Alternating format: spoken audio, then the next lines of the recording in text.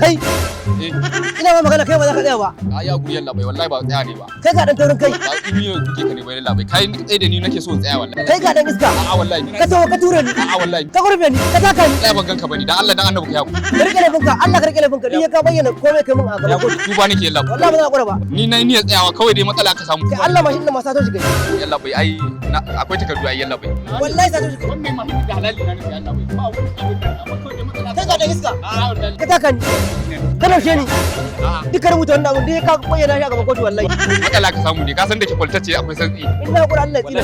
Tuba nake yalla. Komai za ka ba za ka gura ba. Yalla bai ga wannan da Allah ya Kai kai kai kai. Tuba nake. Ba damuwa. Na gode yalla bai. Sai na gura. Jika dan banza. Dan shegiya.